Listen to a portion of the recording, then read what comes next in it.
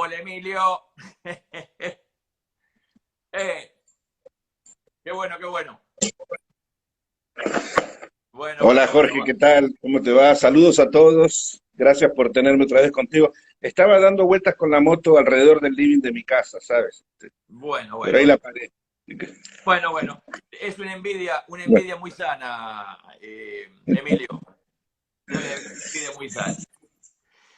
Emilio, bueno, el martes de esta semana que habíamos interrumpido porque Instagram nos da una hora y yo te voy a avisar cuando esté, ya saben todos que esto es así, es por una hora. Y lo vamos a repetir el martes que viene y el otro jueves también. Así que ya saben todos para que se queden tranquilos. Emilio, el otro día habíamos quedado en que vos le mandabas cartas a una persona, a una persona que después fue un periodista, que agarró tus cartas y les empezó a publicar. ¿Recuerdas? Sí, sí, claro, en Europa, sí. En Europa. Bueno, a partir de ahí me gustaría empezar a escucharte hoy. Bueno, claro, en realidad yo mandaba, no eran cartas, eran en un blog de hojas esos amarillos que había antes. Yo escribía con bolígrafo, por supuesto, ¿no? Y mandaba lo que yo iba viendo en Europa. Era una Europa completamente distinta a lo que soy. De hecho, yo para cada país tenía que hacer visado, ¿no? O sea, imagínense ustedes, hoy en día uno viaja libremente, Comunidad Económica Europea. En ese entonces no era así, necesitaba una visa para ir a Francia, una visa para ir a Inglaterra, para ir a Dinamarca, para ir a Noruega. Cada país yo tenía que hacer para cada uno, ir a las embajadas y sacar visas. Y como la revista me había dicho que habían recibido cartas de todas partes, que había impactado esa historia mía del viaje por América, pues que les escribiera, bueno, y yo nada, escribía, sacaba fotos, cortaba los cuadritos, lo que ya les conté, e iba mandando a la revista. Y bueno, y ahí entonces yo me pongo a cruzar un continente muy complicado en aquel entonces, porque acuérdense que era un continente dividido en dos partes, ¿no? Lo que era oeste y este bien, bien dividido. El muro de Berlín no solo era en realidad el muro de Berlín, sino todo lo que era la cortina de hierro.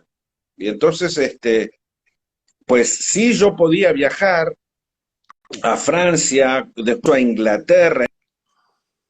En aquel entonces, incluso Europa tenía el problema de ETA. O sea que lo que era el sur de Europa, España, estaban los asesinatos, estaban las bombas, los crímenes que cometía ETA. Medio complicado moverse libremente hacia todas partes. Y luego cuando cruzo a Inglaterra, que fue muy, muy especial, porque la embajada argentina, ¿no? Y la gente decía, no, pero tú eres argentino, no vas a poder ir a Inglaterra porque hace muy poquito, fue la guerra de Malvinas, ¿no? Y pues yo consigo el visado y cruzo a Inglaterra y ahí me pongo a viajar con la moto y los ingleses, cuando veían Argentina, me hacían, Argentina. Y bien, la verdad que los colectivos, los taxis esos antiguos, y bueno, yo llego a Londres y luego me voy hacia Gales. Yo cuando era chiquito, cuando era niño, había visto una película que era del Titanic, y el mar los devoró, se llama esa película, y me había quedado para siempre el tema del Titanic, y me voy. Todavía no había aparecido la película que ustedes vieron, y me voy a donde construyeron el Titanic, y ahí saqué fotos en el pozo, en el dique seco donde el Titanic había... O sea, todo iba descubriendo, todo iba yendo a los lugares que alguna vez en Buenos Aires cuando niño había visto, había soñado. Y ahí cruzo a Irlanda. Vivía horribles porque era justamente los momentos de bombas en todos lados. De hecho, fíjense qué coincidencia, ¿no? Porque estamos viviendo en cuarentena ahora y en Irlanda prácticamente se vivía en cuarentena porque toda la ciudad estaba vallada. Uno para entrar a la ciudad, para entrar, tenía que pasar por barras de hierro que estaban atravesando las calles, con todos los militares que revisaban para que uno no entrara con una bomba, porque Irlanda estaba luchando por su independencia.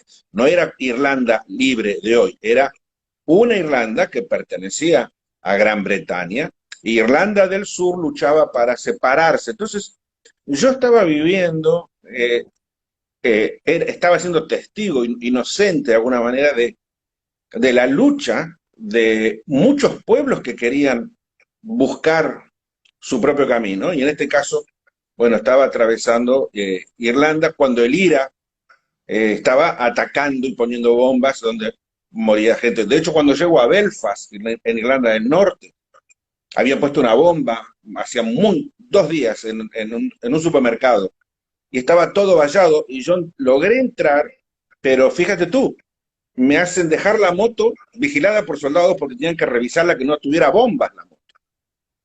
Y entonces, caminando me dejan entrar, del otro lado me revisan, y un soldado me cruza la moto empujando de las rejas, donde me deja subir de nuevo para poder recorrer la ciudad de Belfast. Imagínate que eran años muy extraños. Luego, bueno, en ferry vuelvo a Escocia, me voy a donde estaba la víbora, ¿no? Del agua, ¿no? El monstruo del lago Ness. Y no había, claro, era todo muy extraño porque no era un mundo turístico, no había turismo. Tampoco es que tampoco es que la gente tenía esa relación, ese trato con el turismo, ¿no? En ese entonces yo empezaba a usar lo que se llamaron bed and breakfast, que se estaban poniendo más o menos en moda. Bueno, y luego regreso al continente, me voy para el norte, bueno, conté que crucé los Lapones, pero ahí yo consigo. Quería entrar, yo quería romper la cortina de hierro, pero no había forma. La embajada argentina, yo les había visto, habían escrito a la Unión Soviética, no. Yo había pedido en Alemania, no, no, no. Cruzar el muro de Berlín, olvídese. Y entrar a la Unión Soviética de ninguna manera, y menos en moto, no. Usted es occidental, no. Y entonces yo iba realmente a perder la oportunidad de conocer una gran cantidad de países de Europa, donde estaban viviendo bajo el sistema comunista. ¿Y qué sucede? Yo ahí les conté a ustedes, bueno, llegué al Cabo Norte, el Sol de Medianoche, bajé por Finlandia, y llego a Polonia, perdón, mejor dicho, en Helsinki, me voy a la embajada de Polonia, que era lo último que me quedaba por hacer. O sea, definitivamente yo no quería bajo ningún punto abandonar la posibilidad de conocer aquel sistema que gobernó el mundo durante tantos años. Sí, me voy a la embajada de Polonia, y entonces no había nadie, por supuesto, en la embajada. Y le explico al quien me recibe, y dice, espere acá, me dice, espere un momento. Se va a hablar y viene y me dice, el embajador lo va a recibir. Bueno, le hablo al embajador, que entre los dos nos comunicábamos, él hablaba incluso inglés y hablaba un poquito de español también, o sea que entre los dos nos comunicábamos. Y el hombre, no necesité gran cosa, me dijo, le vamos a dar un visado para que usted entre a Polonia, para que usted vea la Unión Soviética, para que usted vea el sistema. Polonia era la oveja, los polacos estaban totalmente en contra del sistema soviético. Los polacos sufrían, pero era muy importante Polonia para el sistema soviético. Era tremendamente importante ese país para el sistema soviético. No los iban a dejar en libertad. Y los polacos tenían tanto odio sobre eso, que entonces me dijeron, nosotros los vamos a dejar entrar. Y fíjate tú qué increíble, yo tomo un ferry, que me regalan yo siempre tenía que pedir además que me regalan, y cruzo de Finlandia a Gdansk. Gdansk era el puerto donde los soviéticos tenían los barcos, los submarinos, los acorazados, los destructores. O sea, la flota, gran parte de la flota soviética anclaba en el puerto de Gdansk. Y ahí llegaba el ferry de Finlandia, porque los finlandeses, si bien no estaban dentro del sistema soviético, para los soviéticos era un factor muy importante que Finlandia, que era su país vecino, en algún momento pudieran también absorberlo. Ahí hay un conflicto, no lo habían logrado, pero estaban en eso. nunca lo lograron. Así que desembarco con un visado para un país dentro del grupo soviético. Así que bueno, cuando desembarco, visado lo tenía, el permiso de la moto lo tenía, y ahí entonces me dicen que me van a dar cupones. Yo, ¿cómo cupones? Claro, en aquel entonces uno no es que iba con dinero a cargar gasolina. No, no existía eso. De hecho, en muchos países del sistema soviético no había gasolineras. No funcionaba así el tema. Entonces, ¿qué hacía? El gobierno le daba cupones, un papel, donde decía cuántos litros, 5 litros, 10 litros, donde decía cuántos litros esa persona con ese papelito podía llevar a cargar la gasolina. Esas personas eran personas autorizadas, eran personas que tenían automóviles, eran LADA, me acuerdo, o personas del gobierno. Entonces, el ciudadano común, no. El ciudadano común no podía ir a cargar nada porque de todas maneras no tenía ni auto, moto, olvidemos. No, moto solamente los militares. Así que me pasan estos cupones, estos papelitos, me preguntan, ¿y cuántos litros va a usar? Yo, ¿qué sé yo cuántos litros? No sé, porque usted va a recorrer todo el bloque soviético. Sí, ¿y cuántos litros? Yo calculaba que me iba a llevar un año, por lo menos. No sabía cuántos litros iba a usar. Conclusión, me dan 5 o 10 litros de papelitos, un talonario de papelitos. Entonces me explican que no hay gasolineras que tú entrabas. Tenías que preguntar dónde, quién tenía donde había instalados surtidores para cargar. Bueno, recorro Polonia, la gente no me hablaba, nadie me saludaba, la gente quería acercarse a la moto, quería acercarse, pero tenía miedo. Yo siempre estuve muy solito. No, nadie, no era como en otros países que llegaba a una esquina, me paraba y entonces, where are you from? ¿De dónde eres? Y que me llevaban entonces, ¿dónde te vas a...? No, no, no. Nadie se acercaba a hablarme. Tenían miedo de hablar con ese. Sí formaban círculos alejados. Parecía como que yo hubiese tenido virus y todos estaban mirando, pero alejados de mí porque tenían miedo de hablar conmigo y que los vieran los que los miraban a quien tenía contacto con algún extranjero y los arrestaran. Así que bueno, yo sigo viajando y de Polonia entonces me voy a Alemania del Este. En realidad, nunca mucha gente nunca terminó de comprender cómo funcionaba eso de Alemania del Este. Existían las dos Alemanias, este y oeste. Y estaba Berlín. Yo tampoco entendía muy bien cómo era. La cuestión que yo entro a Alemania del Este, obviamente de Polonia comunista, entro a Alemania del Este comunista. Cuando entro a Alemania del Este, ahí ya era distinto. Los alemanes eran muy agresivos y inmediatamente en la frontera sufro las amenazas de que tengo que decirles cuánto dinero tengo. Si no les decía, si yo mentía en cuánto dinero llevaba, eso me significaba la cárcel y posiblemente la pena, o sea, fusilamiento, que todavía ellos mantenían eso, porque era un crimen capital. Y yo me acuerdo que tenía, no sé, supongamos que tenía 300, $400, no es que tenía grande fortuna, pero existía el mercado negro y era muy grande. La diferencia en el mercado negro era abismal. Por ejemplo, si por $1 me daban un marco alemán del este, en el mercado negro me daban 1.000. O sea que yo con muy poquitos dolaritos por día podía pagarme gasolina, comida y hasta algún hotel de cuando encontraba que había hoteles. Los hoteles lo que no había eran hotelitos, había grandes hoteles soviéticos. Pero a mí un hotel, me acuerdo que dormí en donde se firmó en Potsdam el tratado, un hotel que hoy en día es 5 estrellas, siempre lo fue. Me costó $2 comer, tomar una botella de champán ruso y dormir en un hotel de 5 estrellas. $2 de en ese momento, no que era nada. Entonces yo mentí y escondí el dinero, saqué el guiño de la Goldwyn, lo desenrosqué, lo saqué, y en una bolsita metí ahí el dinero, enrosqué el guiño del carenado de la Goldwyn, y yo dije que tenía $100, que era mucho, o sea, $100, pero me había guardado 300. Si me hubiesen agarrado, Era tanto el tema del espionaje que la moto mía tenía dos antenas, porque tenía pasacassette, pero también tenía un banda ciudadana, porque en Estados Unidos me lo habían regalado para hablar entre los camiones, no que era tan común con el cordón. Me confiscaron el banda ciudadana, me lo sacaron, y ellos miraban la antena, doblaban la antena a ver si por la punta yo podía grabar o podía. Imagínense, bueno, cruzo Alemania, y cuando voy cruzando Alemania, ellos me imponen que, ¿a dónde voy? Bueno, a tal ciudad y a tal ciudad, porque estaba yendo para Berlín. Entonces ellos me decían, bueno, tiene tanto tiempo, pongámosle, tiene 2 horas para llegar a tal lugar.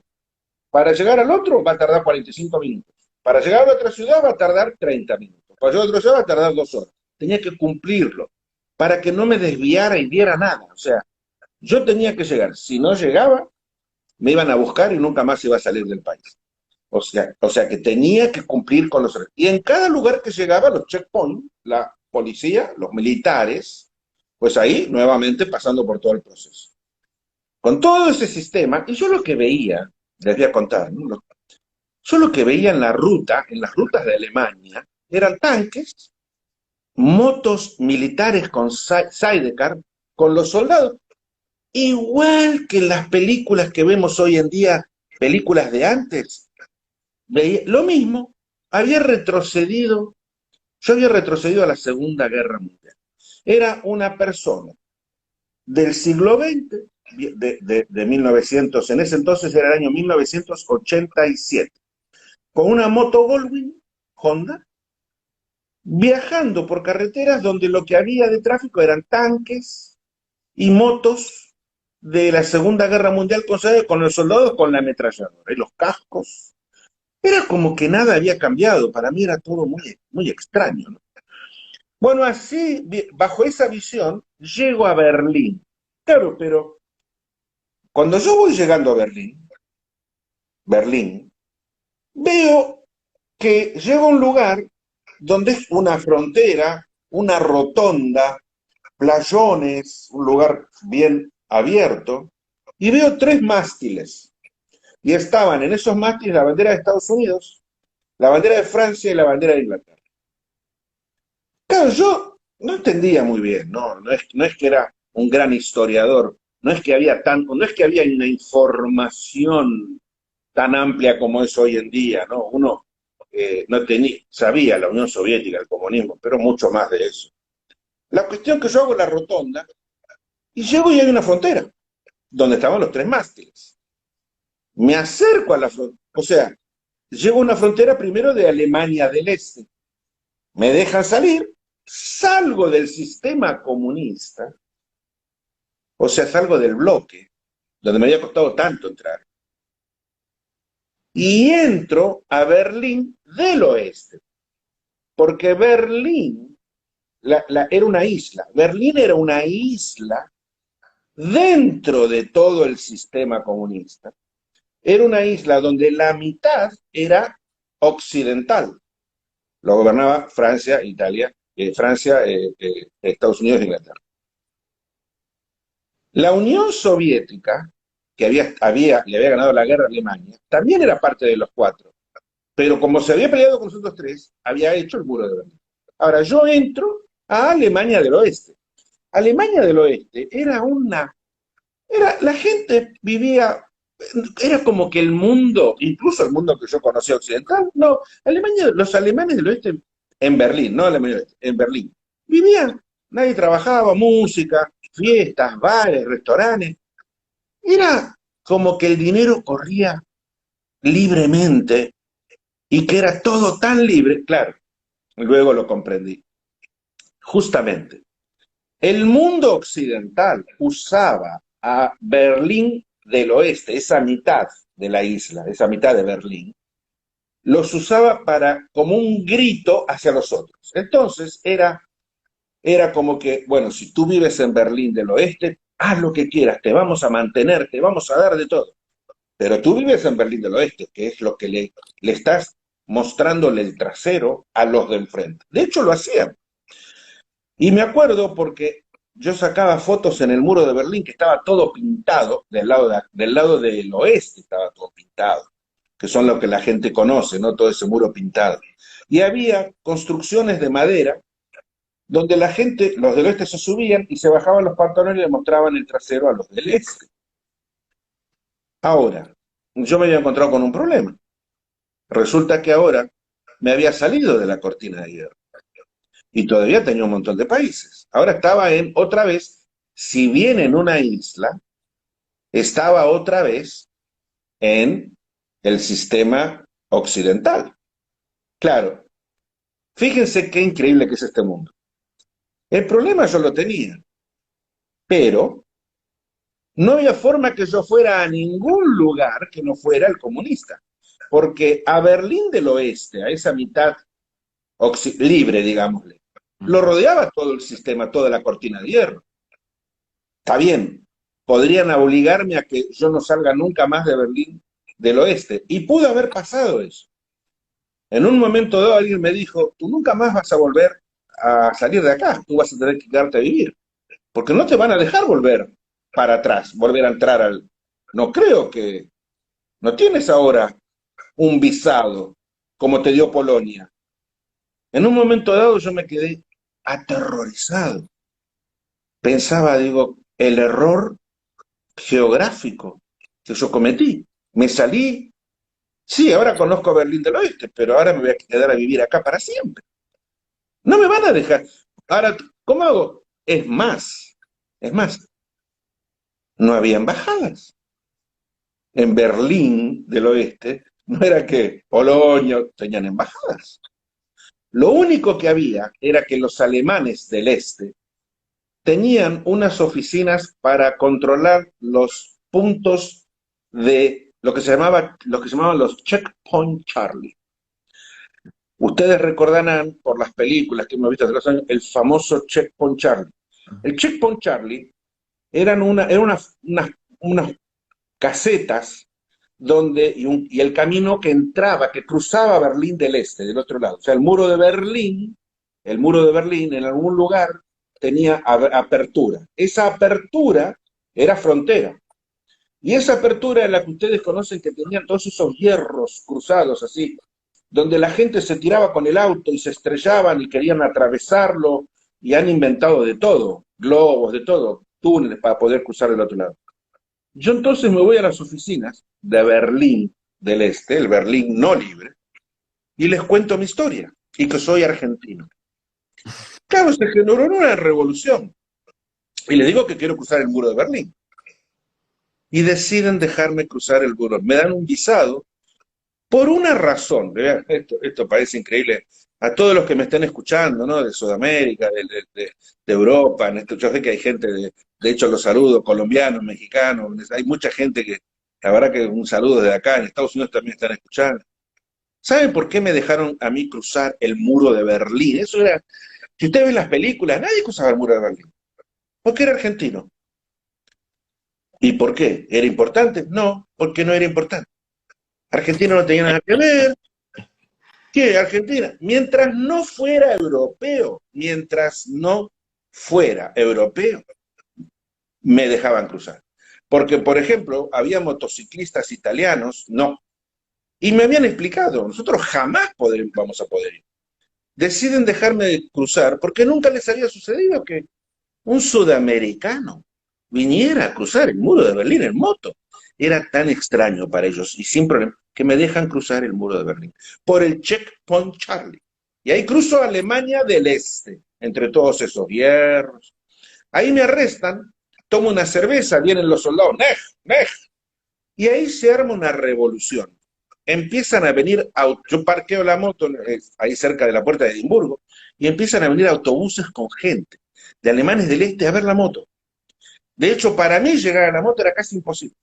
Se crearon círculos y círculos y círculos de gente. Era para ellos ver un plato volador, un marciano. Conclusión, me liberan, viajo por toda Alemania del Este, y ahí sí me voy para Hungría, Checoslovaquia, y ahí llego a Rumania. Y cuando llego a Rumania, ahí se pudre todo. En Rumania estaba gobernada por Ceausescu y su esposa. Rumania, en ese momento yo entré al peor país del mundo, hasta ese momento. Lo peor desde el día uno que yo había salido. Hasta ese momento del año 87, finales del 87, que entro a Rumania, yo no había pasado por algo tan monstruoso, terrible, como era la Rumania de Ceausescu. No había automóviles, lo único que había eran tractores, trabajaban todos, los viejitos, las viejitas, los muy viejitos, traían leña. El viejito era obligado a buscar leña, y los demás trabajaban en el campo. Todo eran girasoles, cientos de kilos, todo eran girasoles. Porque Rumania era el granero de la Unión Soviética, era el granero de Stalin. Entonces recorro Rumania y me quedo sin gasolina, porque no encontraba. Y ahí me quedo ahí en una ruta sin tráfico, sin autos, y viene un Mercedes-Benz negro.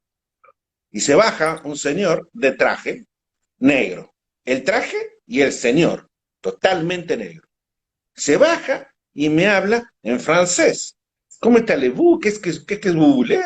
¿Qué es que vous faites ici? Sorprendido. Y entonces le digo, yo no hablaba francés en ese momento. Hablaba muy poquito porque ya estaba en Francia, aprendía rápido. Pero logro explicarle, en mi mal francés, logro explicarle que era argentino, que estaba dando la vuelta al mundo, y me dice, ¿cómo entró a Rumania? ¿Cómo entró? Entonces le digo, bueno, que yo venía recorriendo los países del este y estaba ahí, entonces, de la frontera y me dejaron entrar. Y entonces me dice, ¿y qué le pasa? No tengo gasolina. Me dice, no, acá no hay gasolina. ¿Cómo que no hay? No hay gasolina en Rumania. ¿Cómo que no hay gasolina? No, no hay. No hay estaciones de servicio. No hay. Los controla todas Ceausescu.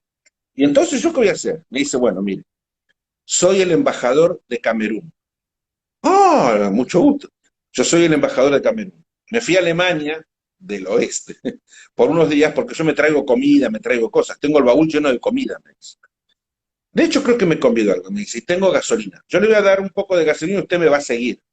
Vamos a ir a un pueblito que está acá cerca. Usted en el pueblito va a ver que no hay nada. No hay bares, no hay restaurantes, no hay nada. Pero hay un señor en una casa que yo conozco que en el jardín de atrás tiene un surtidor del Estado. Porque cada pueblo, un ciudadano elegido por el gobierno, tiene escondido un surtidor para surtir con gasolina a la gente del gobierno. Pero es un amigo, yo siempre le traigo comida.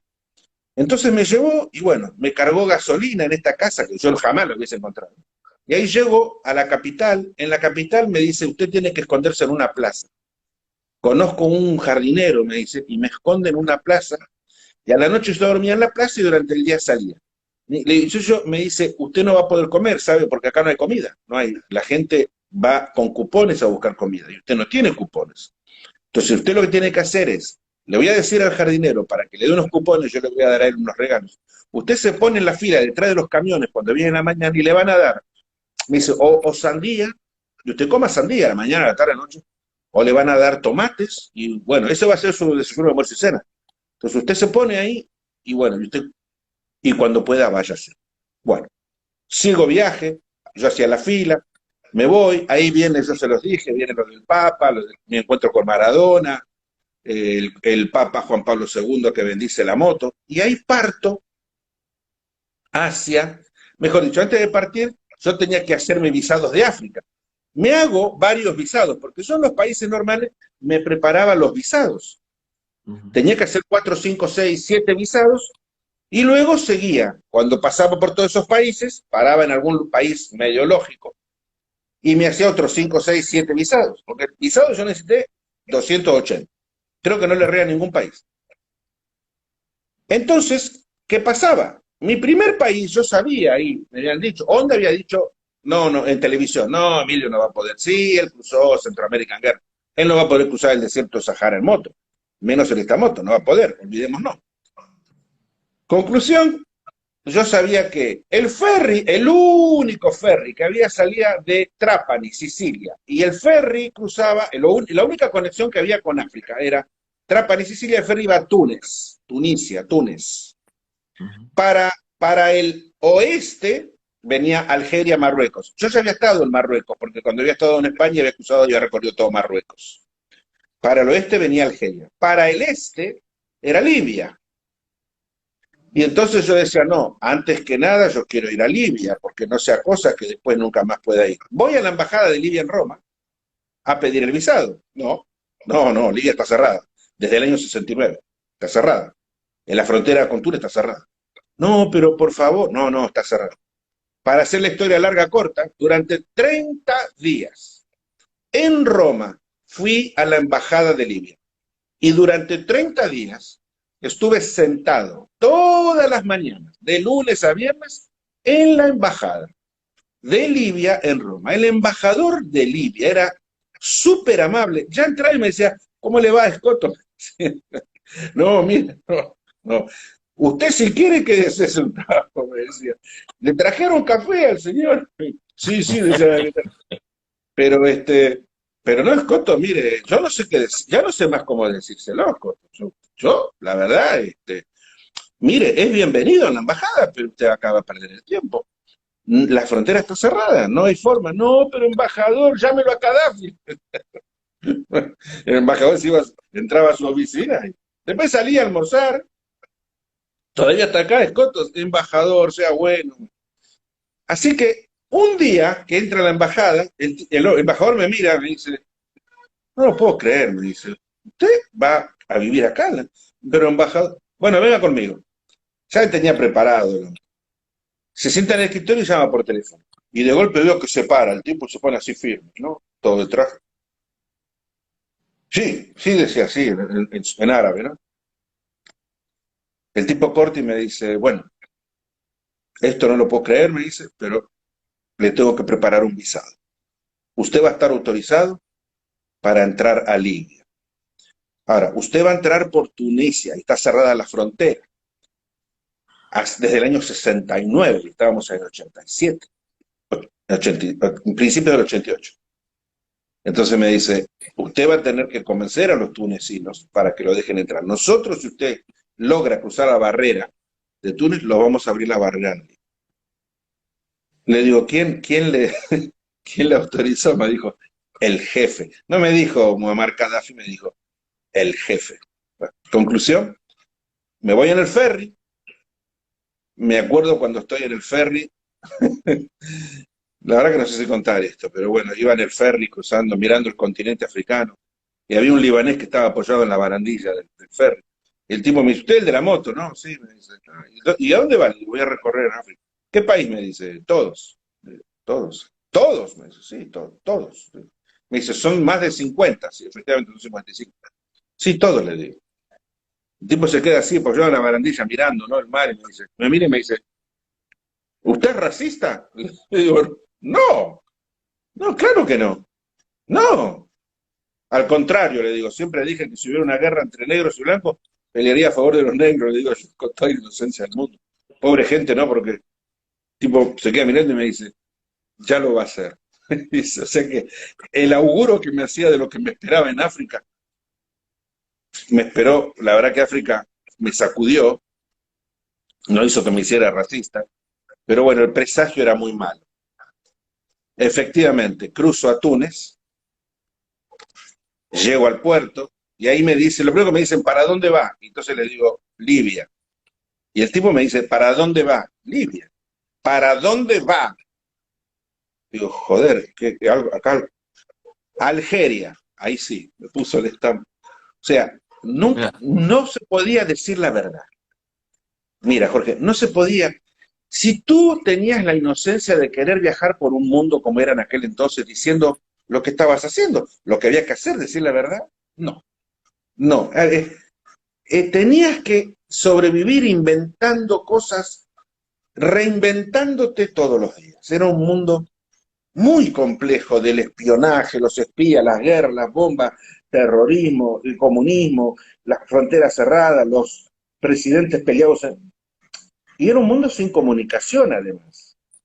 Conclusión, cruzo Tunisia, llego a Libia y los tunecinos en la frontera estaban totalmente sorprendidos. Cruzo la frontera, finalmente la abren, si yo tenía el visado.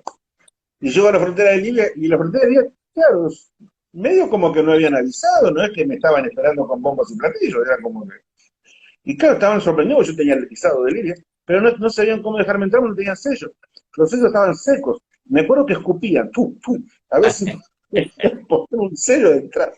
Cruzo todo el desierto y llego a Trípoli, la reina blanca del Mediterráneo, la dama blanca del Mediterráneo, hermosa Trípoli, Leptis Magna, las ruinas romanas de Leptis Magna. Trípoli, una ciudad fantástica, una limpieza, la dama blanca del Mediterráneo preciosa. Y me para un hombre en la calle, bien vestido, Masud, me para, yo ya dije, no tengo problemas, me para, y me dice, Emilio Scotto, ¿sí? Dice, yo soy el presidente del Club de Moto, imagínense, Club de Moto de Libia, 1988, era marzo de 1988. Yo entro a África el 16 de marzo de 1988 y salgo de África el 17 de marzo de 1990, o sea, estuve en África 2 años y un día. Bueno, y ahí me dice, nosotros no vamos a ocupar de usted, el gobierno me pidió que paguemos todo. El gobierno lo invita, nosotros vamos a pagar todo su gasto, no tiene que pagar nada. Y yo en medio como que, sí, me dice, mira, acá hay 5 hoteles de 5 estrellas, hay 5 hoteles de 5 estrellas. Hay uno que es el último que se construyó, súper lujo, dice, pero es medio aburrido, me dice, la verdad que ahí va a estar medio solo. Hay otro de 5 estrellas, me dice. Ese es muy divertido porque ahí es donde se quedan todos los corresponsales, todos los periodistas del mundo, americanos, ingleses, franceses, italianos, todos los periodistas del mundo, de la CNN, de la BBC, viven en ese hotel. Y me va a costar, porque viven ahí en ese hotel de 5 estrellas, pero yo creo que le puedo conseguir una habitación. Ahí digo, ese quiero, ese. Y entonces nos fuimos a ese hotel, con el Mediterráneo enfrente. Yo miraba la ciudad y digo, qué linda ciudad esta, que todo ordenadito, qué preciosa. La gente, muy bien, la gente feliz. Y entonces entramos ahí, efectivamente. El hotel era un hormiguero de periodistas, todos escribiendo. Y, ojo, muchos escribiendo en hoja, en papeles, como yo escribía. Ninguno tenía teléfono, por supuesto no existía eso. De hecho, los periodistas en la recepción del hotel pedían a la operadora cuando querían comunicarse con sus oficinas, sus bases. Y tenían distintos horarios del día, porque no podían ir 200 periodistas que hablar al mismo tiempo. Así que durante el día se iban cambiando los horarios para justamente no chocar todos en el mismo teléfono, en la recepción. Pero no había eso de celular, no existía. Y muchos estaban todo el tiempo escribiendo como yo escribía mis artículos, ¿no? En papeles. Bueno, ahí en el restaurante, yo no era periodista, yo veía los de CNN, los de la BBC, y bueno, corriendo aquí para allá. Bueno, ahí empezaba a sacar unas fotos, y ahí me preguntaron, claro, vieron que yo no era uno de ellos. ¿Y cómo había llegado? Pero ¿cómo? ¿Y usted quién lo dejó entrar acá? Gaddafi. ¿Cómo que Gaddafi lo dejó entrar? En ese entonces Gaddafi estornudaba y corrían todos los periodistas a decirle a Estados Unidos o Inglaterra que Gaddafi estornudó, ¿no? O sea, Gaddafi se le hinchaba el ojo y corrían todos a decir que Gaddafi le hinchaba el ojo. El mundo no era el mundo de él, era un mundo distinto, ¿no? Gaddafi, todo. No existía el problema de la religión. No era un tema religioso. Todavía no se hablaba de musulmán. El tema en el mundo era ETA, IRA y Gaddafi y Ronald Reagan, que siempre estaban peleándose. Ya habían matado a Samira, la hijita de 6 años de Gaddafi, 2 aviones F-14 de los Estados Unidos habían bombardeado para tratar de matar a Gaddafi, habían bombardeado un palacio y Samira de 6 años había muerto. Ya habían practicado Ronald Reagan en el Mediterráneo sus juegos de guerra y ya habían derribado 2 aviones libios que habían ido a sobrevolar un portaaviones, se lo bajaban enseguida. Pero pero Libia era un país primer mundo, era un país fantástico, la verdad, no había pobreza, no había nadie durmiendo en las playas, porque antiguamente la gente dormía en las playas en chabolas no había pobreza, mucha comida, había mucha fruta, en un país desértico, ¿no? Mucha verdura, porque Gaddafi había logrado hacer que Libia tuviera agua, había construido un río como el Nilo, pero artificial, de 1500 kilómetros, para que el agua. Un día Gaddafi dijo, bueno, pero acá hubo agua, esto fue un océano. Sí, esto fue un océano, pero ahora es el desierto Sahara. Bueno, pero dicen que hay agua abajo, sí, pero abajo de todo. Que la saquen. Y los italianos escarbaron, sacaron el agua y la traían por un canal de 1000 kilómetros a Trípoli, y habían hecho reservoirs, para contener el agua y irrigaban. Y Libia empezó a exportar tomates, por ejemplo, exportaba a Europa. Una cosa insólita, un país. Así que Libia fue fantástico. Ahí por primera vez comí la carne más rica del mundo.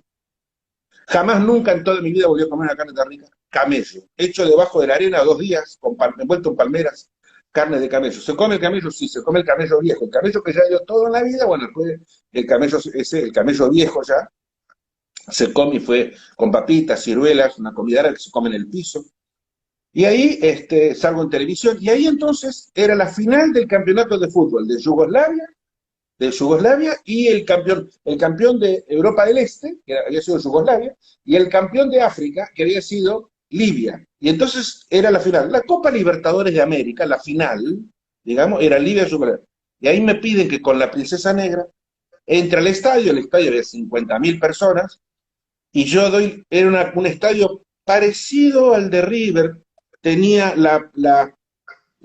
esa elíptica alrededor del césped donde uno hace ejercicios y corre.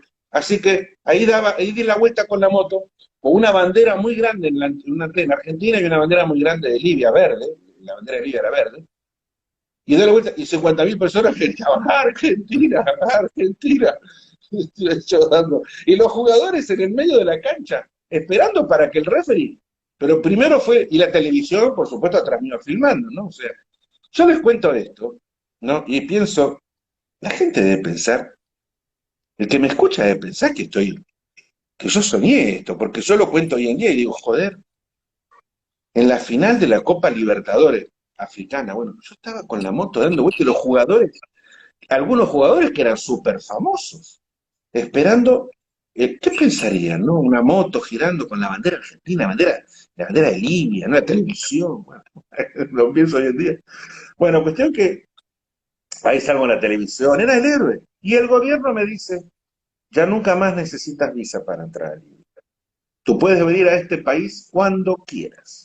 Solo avisa a cualquier embajada en el mundo y eres bienvenido a quedarte todas las veces que quieras. Eres un ciudadano honorario. Bueno, ahí me voy de Libia. Tú interrúmpeme cuando me quieras hacer alguna pregunta, porque yo sigo Bueno, contando.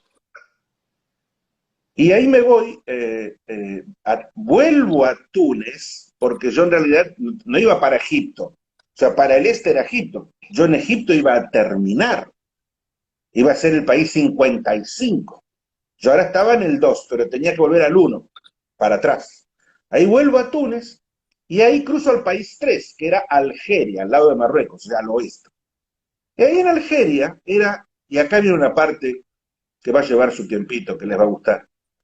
Pues ahí en Algeria, en Alger, tremenda ciudad también, es donde el París-Dakar, que todos conocen, iba. El París-Dakar cruzaba, el París-Dakar se corría en el desierto de Algeria. Después hubo un año que se corrió en Libia, bastante tiempo después. También hubo una vez que se corrió en las playas de Marruecos, bajando por Marruecos hacia Senegal, que no sirvió de gran cosa. Pero realmente el París-Dakar cruzaba Libia, Algeria. Cuando uno pone, piensen ustedes, de todas maneras, que ese año era el sexto París-Dakar, y se han corrido 44, era el sexto París-Dakar. O sea, recién comenzaba todavía. Y ahí me dicen en Alger, bueno, que usted no puede seguir. ¿Cómo? Con el mismo que era Amazonas. ¿Cómo que no puedo seguir? No, porque no hay ruta para el sur.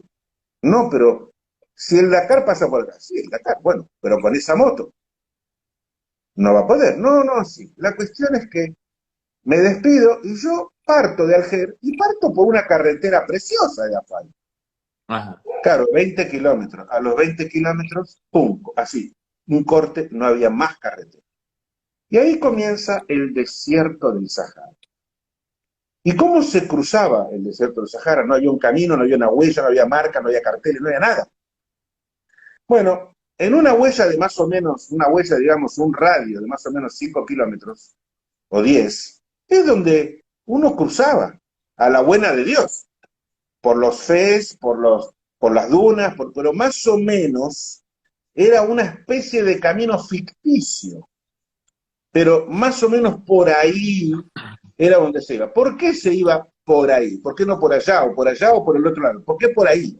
¿Por qué? Y a ese camino le decían la ruta de Jogar o la ruta del cementerio de los autos. Claro, porque había muchos autos, motos abandonados del Dakar, que se mantenían para siempre, porque imagínense, la sequedad era al máximo, no había humedad, ni 1% de humedad.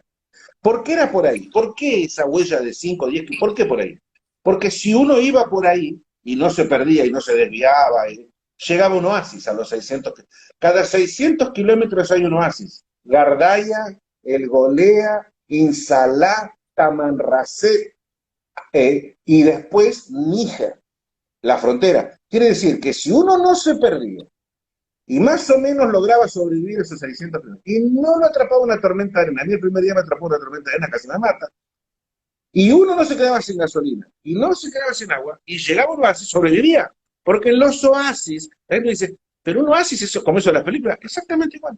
El oasis, las palmeras, el agüita, no eran redonditos, eran grandes, había oasis que tenían 20, 30 mil, había oasis con 150.000 palmeras. Pero ahí había ¿qué había ahí? Gasolina, comida y agua. El agua costaba más que la gasolina, pero había. Por eso los Dakars también llegaban. Ahí conozco a Manó Dayak. Manó Dayak fue uno de los grandes participantes, no corriendo, sino fue el socio en África de Thierry Sabine. Manó Dayak era un hombre azul, un hombre de las arenas, un tuareg, hombre del viento, un Inmoucha. Y él era el socio de Thierry Sabine, el inventor del París-Dakar. En ese entonces se llamaba París-Dakar. Ahora no, ahora se llama Dakar. Así que bueno, llego, ahí se termina la arena. Pero fíjense qué cosa. Unos italianos, un matrimonio italiano con un sobrino, con un Fiat, me encuentran al principio y me dicen, no, Argentina, y vas a cruzar, nosotros también vamos a ir hasta el último oasis, Tamanrasset, y luego volvemos, porque mis abuelos toda su vida en Italia pasaron esperando poder ir, toda su vida.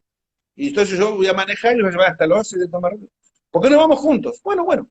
Y entonces me dice, ¿quieres darme? Yo tenía 2 tanques de gasolina a los costados de la moto, cuadrados, antiscopio. Antiscopio era antiexplosión. Si le pegaban un tiro al tanque de gasolina no explotaba. Adentro los tanques de gasolina tenían unas mallas metálicas, eran chatos, cuadrados así, que los habían comprado yo en Italia. Y mi tanque de agua, enroscado con toallas, todo era muy primitivo en aquel entonces. Y se los paso, claro, para tener menos peso, y partimos. Nos atrapa una tormenta de arena a los 30 kilómetros, una tormenta de arena monstruosa. Los pierdo, y en un momento dado los encuentro, y los veo al revés. Y entonces me bajo, y ahí estaba el solito, ahorita me digo, ¿qué pasa? ¡Nos vamos! ¿Cómo que se van? No, me dice, nos vamos, nos volvemos, los abuelos tienen miedo. Conclusión, se fueron. Y yo seguí por poco, habré seguido 5 kilómetros, tiré la moto y ahí me metí abajo de la moto. Y ahí, el problema de las tormentas de arena es que si una tormenta de arena las tormentas duran entre horas y 3 a 4 días. Si hubiese sido una tormenta de 3 o 4 días, no estaría acá hablando. Gracias a Dios fue una tormenta de más o menos 3 horas. Me limpió la moto, me la dejó la parte de abajo de la moto, el metal quedó perfecto, nuevita, 0 kilómetros, me sacó toda la manchita de aceite. Me mataba el ruido, es monstruoso, es como que muchos gigantes te estén gritando en el oído, fue una cosa, y la arena era, pero yo me metí, quedé envuelto, luego me desenterré, volví a la vida, levanté la moto y seguí, y me quedé sin gasolina. Claro, le había dado el tanque de gasolina y de agua a los italianos y nos habíamos olvidado. Conclusión, me quedé sin gasolina. Bueno, ese día fue un día terrible, el sol, el calor, y no es que esperaba que alguien pasara, nadie va a pasar. Así que me quedé ahí, y llegó un momento ya, después de muchas horas, ya desde la mañana a la noche, donde pensaba que iba a tener que quemar la moto, sacar el aceite y prenderle fuego, y aunque sea, si la humareda de la moto podía verse desde distancia. Y veo un Jeep Land Rover cuadrado que viene andando hacia mí. Llega y se bajan 2 americanos que parecían Indiana Jones. Y ahí me preguntan, que me ven horrorizados, una Goldwing, y me dicen, ¿qué estaba haciendo? Le digo, voy a cruzar. ¿A dónde vas? Voy a cruzar el Sahara. ¿Y qué pasó? Y me quedé sin gasolina y sin agua. Y ahí me dijeron que era un estúpido, Los americanos que siempre se lanzan muy preparados, yo muy impreparado. Y entonces me dicen que eran de la Universidad de UCLA de California, haciendo una investigación para la universidad, que me iban a ayudar. Ellos me iban a regalar la gasolina y un tanque de gasolina extra, pero el agua me la iban a cobrar, y me la iban a cobrar muy caro, porque si había sido tan estúpido de largarme a cruzar el Sahara en esas condiciones y no tenía ni gasolina y agua, yo no merecía el respeto de ellos. Porque uno no puede ser tan estúpido en la vida y tratar de cruzar el Sahara en esas condiciones. Y con esa moto. Pero tampoco me iban a dejar morir. Me iban a hacer una enseñanza de no ser tan lanzado, tan aventurero sin ser, tan Indiana Jones sin ser Indiana Jones. Ellos eran Indiana Jones. Tenían toda la ropita y el sombrero. Así que me regalaron la gasolina, no me cobraron un centavo, me regalaron el tanque, pero me cobraron el agua carito. Ah, Conclusión, llego ahí a los vas, llego en Salat, el Golea, Tamanrasset, y en Tamanrasset fue como que cuando uno llega a Tamanrasset es como que se siente, me llevó 18 días, 600 kilómetros cada día era, la mitad del tiempo me la pasaba arrastrando la moto, tuve un golpe en el corazón, la primera vez en mi vida que tuve un impacto en el corazón, que casi me mata, la moto hundida, ahí conocí unos alemanes que iban también una caravana con un camión de bomberos y 5 Peugeot 504. El Peugeot 504, los alemanes lo compraban en Alemania por $50, $100 usados, reventados. Cruzaban el Sahara y lo iban a vender a Níger. Y en Níger se los vendía por $5.000, $6.000, era un gran negocio. El que llegaba, el que cruzaba, el que lograba llegar a Níger, lograba vender el Peugeot. ¿Por qué Peugeot 504? ¿Por qué? Porque el Peugeot 504 era la voiture del desierto. ¿Por qué? Porque el Peugeot 504 tenía un muy buen motor, corría muy rápido, levantaba mucha velocidad y era liviano. Entonces, a mucha velocidad, el Peugeot era como que se levantaba, con lo cual no se clavaba en la arena, yendo a su máxima velocidad. Era como que la carrocería, al pasar el viento, por eso le decían la nave del desierto, la nave del desierto. Y todo el mundo quería Peugeot 504. Así que bueno, tenían estos 5 Peugeot 504 y un Mercedes-Benz. Me acuerdo que era amarillo. Y me invitaron a ir con ellos, a la noche cocinábamos ahí pasaron toda una serie de cosas.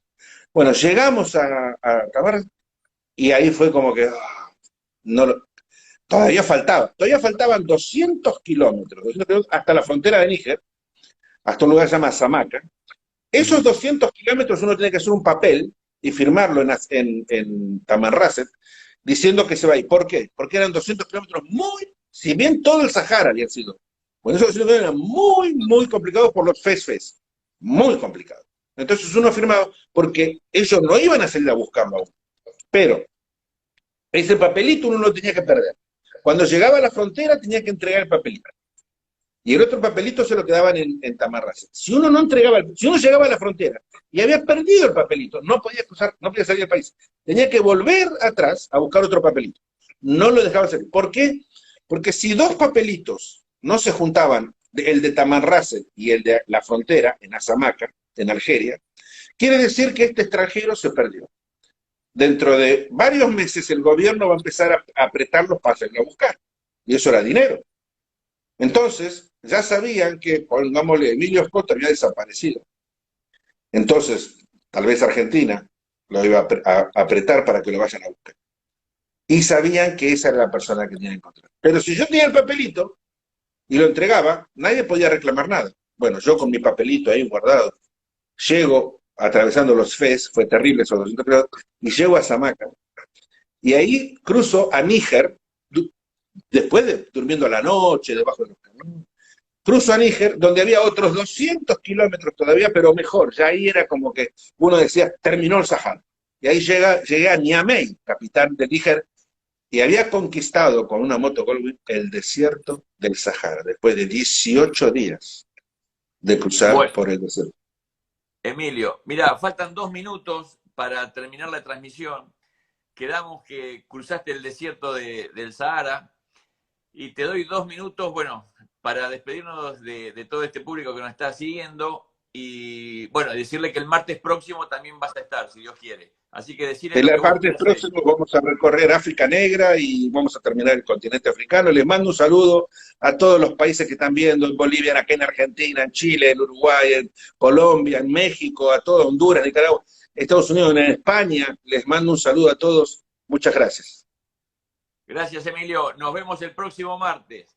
Muy amable a todos por Adiós. seguirnos y bueno, en cualquier momento nos seguimos viendo con Emilio en la semana que viene. Un abrazo para todos.